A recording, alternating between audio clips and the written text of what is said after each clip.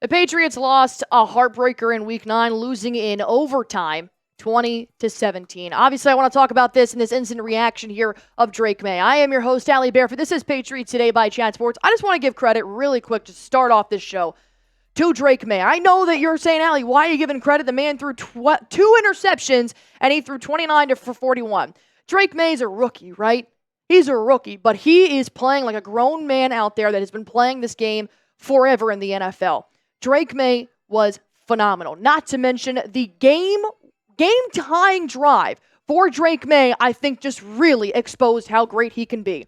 Drake Maye took 11.8 seconds in the backfield, scrambling, avoiding pressure, and then he threw a duck pass to Rhamondre Stevenson in the end zone to tie the ball game at 17-all. I think Drake Maye is obviously a star of the show. The only unfortunate part is that in overtime, Drake Maye decided to heave one deep down the field, and it was intercepted. And that was the ball game. That's tough, but I think it's a learning moment for Drake Maye. Overall, I was very proud of how this kid played, and I do think that Drake Maye, obviously, being the leading passer and also the leading rusher for the New England Patriots. Let's talk about this for a minute, man. Rhamondre Stevenson really has started to lose a level of production that he had at the beginning of the season. Drake Maye, we knew he was mobile, but you're kidding? 8 carries for 95 yards to be your leading rusher for the Patriots on this day. I think Drake Maye overall has done this every single game since he started in Week 7, all right? That's number 1. Number 2, there were several plays where Drake Maye had his head up, head on a swivel, avoiding pressure, avoiding the blitz, which came pretty frequently on Drake Maye. He would keep his head up. There'd be nobody open because the Titans do have one of the best secondaries in the NFL, and Drake Maye would tuck it and run. And I would trust Drake Maye to tuck it and run anytime, at any game. Because Rhamondre Stevenson really, this is starting to become a very average thing for Rhamondre Stevenson, which is really unfortunate. 10 carries for 16 yards with 1 touchdown. Rhamondre finds more time in the backfield than he does ahead of the line of scrimmage.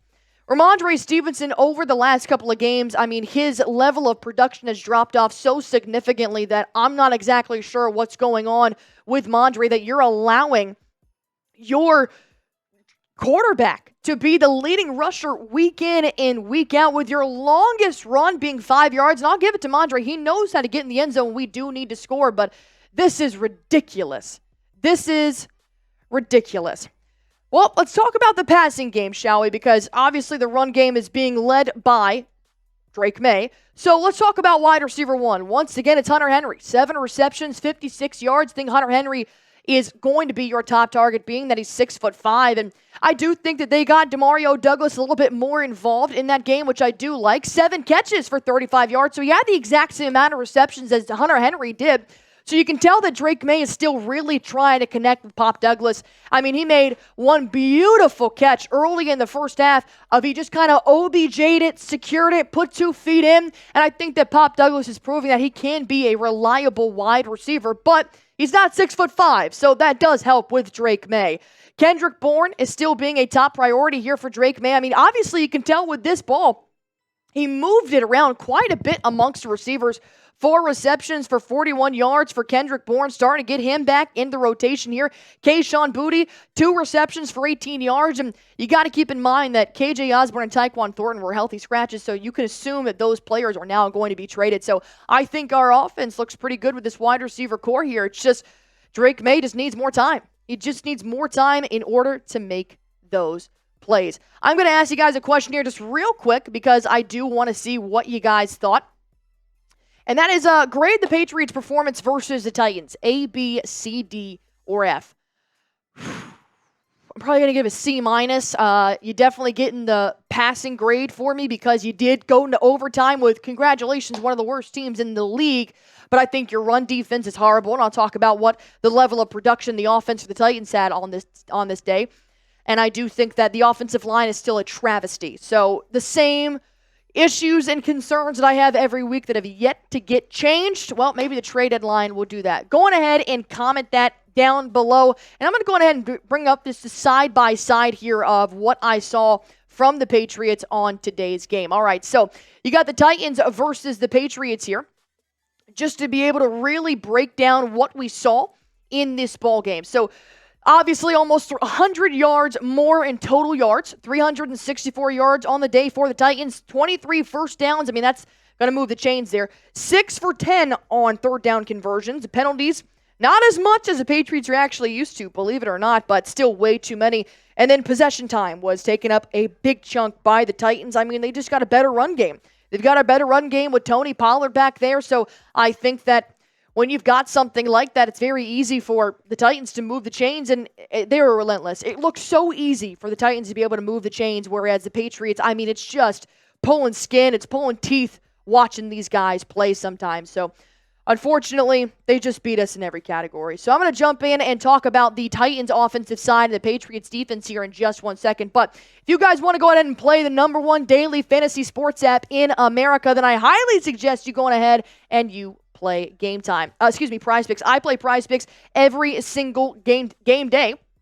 So if you guys want to check out Prize Picks, it's super easy to do so. All you have to do is pick more or less on a player's projected stats, and you can win up to 100 times your money with as little as 4 correct picks. I play Prize Picks every single game day, including today. Here were my Prize Picks for this ball game.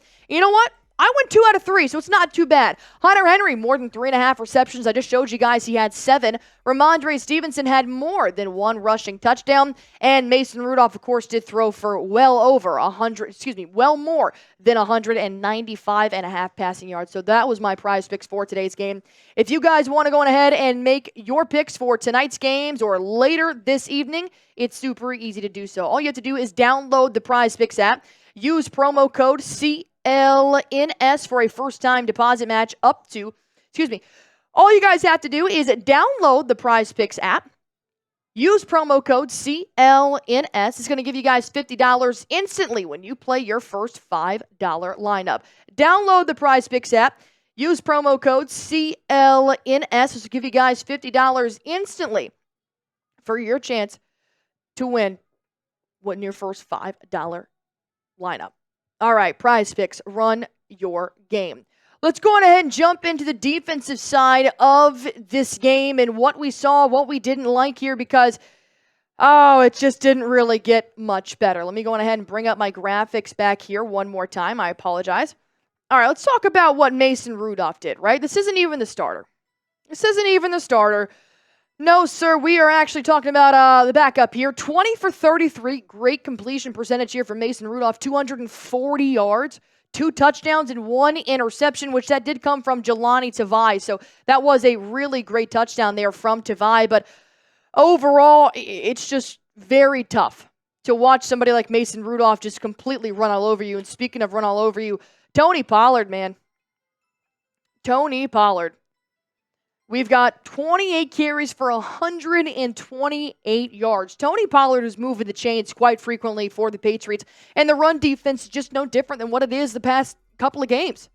The run defense is just lazy. It's soft, in my opinion. What Drake Maye said is not far from the truth, and it's tough because you just see him week in and week out, but this is not the defense the Patriots fans have known to love. I mean, it's just, honestly, nobody's stuffing the trenches. Nobody is covering their man. Nobody is filling the gaps. I think the only thing that you can kind of lean on here is the fact that you've got members in the secondary that can hopefully help you out. But the run defense is a problem. It is a problem. Calvin Ridley being locked up by Christian Gonzalez kind of backfired. 5 receptions for 73 yards. Mason Rudolph really just found a way to connect with Calvin Ridley in any open field that he possibly could. So Ridley obviously had a good game despite being covered by Christian Gonzalez for a majority of the game. But overall, it was tough. It was very tough. I just think that they played harder. They played harder, and they wanted to win, and that's exactly what happened. This is tough being the second overtime loss that the Patriots have had in this season alone. And when you look at it really just from an overview here, Patriots did move the ball pretty well, 295 yards of total offense and then 257 yards through the air. So at least we know that Drake Maye was slinging that thing. And then 15 carries for 38 yards is disgusting. It's just despicable. There's not much you can do there, man.